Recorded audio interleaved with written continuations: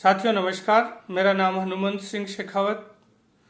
साथियों, आज हम बात करेंगे सदी के महानतम वैज्ञानिक सीवी रमन के बारे में, जिनका पूरा नाम चंद्रशेखर वेंकट रमन है। चंद्रशेखर वेंकट रमन का जन्म त्रिची के समीप एक गांव में हुआ था 7 नवंबर 1988 को। उनके पिताजी का नाम चंद्रशेखर अय्यर और उनकी माताजी का नाम पार्वती था और उनका विवाह 6 मई 1907 को त्रिलोक सुंदरी के साथ हुआ था, जो एक कोऑपरेटिव नेचर की सुसंस्कारित महिला थी, जो घरेलू कामों के लिए कभी भी सीवी रमन जी को परेशान नहीं करती थी। उनको उनके शोध में हमेशा सहयोगी करती थी।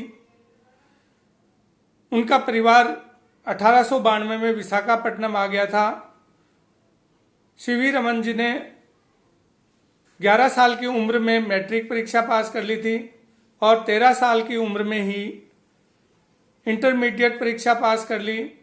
फिर उन्होंने मद्रास के प्रेसिडेंसी कॉलेज से एमएससी की डिग्री प्राप्त की और उनकी रुचि तो हमेशा विज्ञान में थी। उनके पिताजी भौतिक और गणित के प्रोफेसर थे। शुरू से ही पढ़ाई का माहौल था।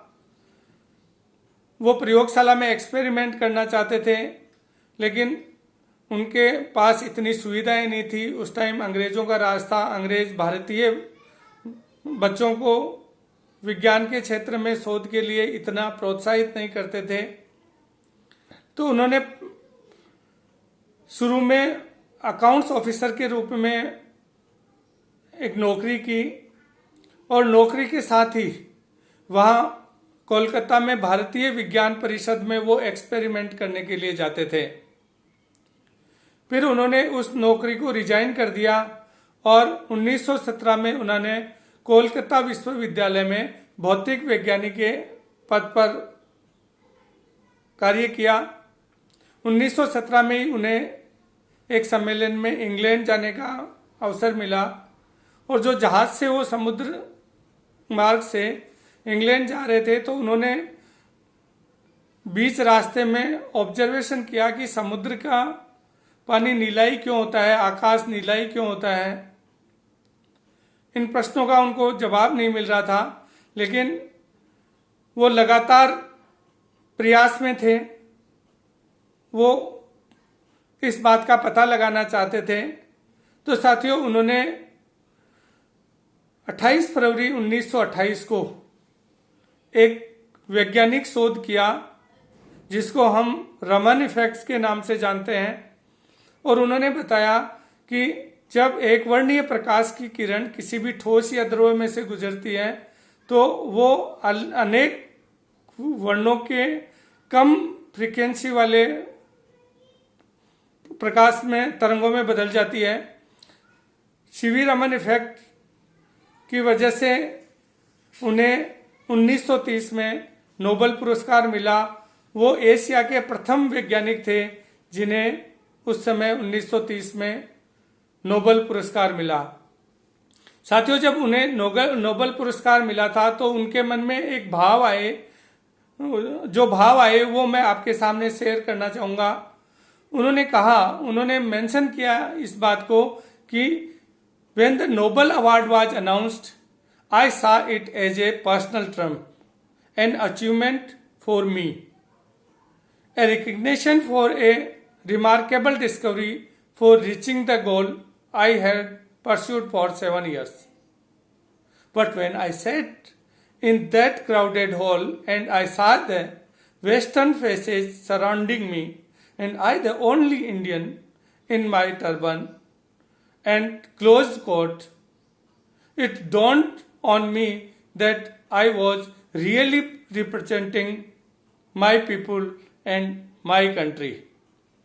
वो हमेशा कहते थे कि मैं असफलता से कभी निराश नहीं होता। मैंने उन पे काबू पाया हुआ है। यदि मैं असफल नहीं होऊंगा तो मैं जीवन में सीखूंगा कैसे। नोबेल पुरस्कार के अलावा उन्हें बहुत से और अवार्ड मिले हैं। 28 फरवरी 1928 को जब उन्होंने रमन इफेक्ट्स की खोज की, तो उस दिन को आज हम राष्ट्रीय विज्ञान दिवस के रूप में मनाते हैं। पूरे हिंदुस्तान में इस दिन को सभी स्कूलों में, कॉलेजों में विज्ञान विषय को लेकर अनेक गोष्ठियाँ होती हैं, बच्चे अनेक प्रेजेंटेशन देते हैं। नोबेल पुरस्कार के अलावा उन्हें और भी बहुत से अवार्ड से नवाजा गया है। देश विदेश में उनका सम्मान हुआ, उनके कई जर्नल प्रकाशित हुए, लेकिन उन्हें जो मुख्य अवार्ड मिले उनके बारे में आपको मैं बता देता हूं कि 1933 से 1944 के बीच में उन्होंने बेंगलोर स्थित भारतीय विज्ञान संस्थान का संचालन किया।